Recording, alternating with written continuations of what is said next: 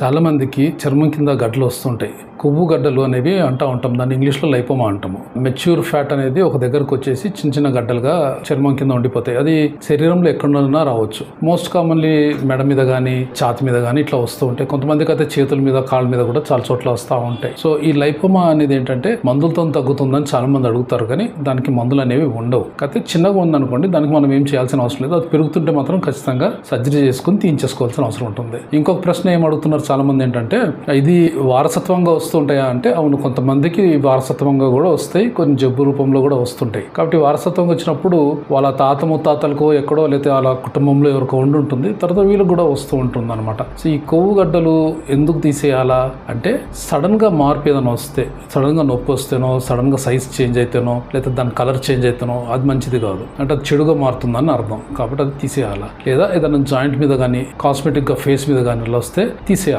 ఇవి చాలా ఇంపార్టెంట్. చాలా చిన్నగా ఉన్నప్పుడు మనం తొందరపడి తీయాల్సిన అవసరం లేదు. అట్లనే ఒక లెవెల్ పెరిగినాక, అంటే ఒక 4 సెంటీమీటర్స్ 5 సెంటీమీటర్స్ అలా పెద్దగా అయిపోతున్నాయి అనుకోండి, అప్పుడు తీయటం ఉత్తమము. అది అలా ఉంచుకోవడం అనేది మంచిది కాదు, ఎందుకంటే చాలా ఇన్కన్వీనియన్స్ కాజ్ చేస్తాయి. సో లైపోమా ట్రీట్మెంట్ ఏంటంటే బేసికల్గా అది క్యాప్సూల్తో పాటు తీసేయగలిగితే చాలా ఉత్తమము. కొంతమంది ఇంజెక్షన్స్ అంటారు, ఇంజెక్షన్స్ అంత పనిచేయవు, మెడిసిన్స్ పనిచేయవు. సర్జరీ అనేది 100% పనిచేస్తుంది. So surgical excision of lipoma అది చాలా మంచిది.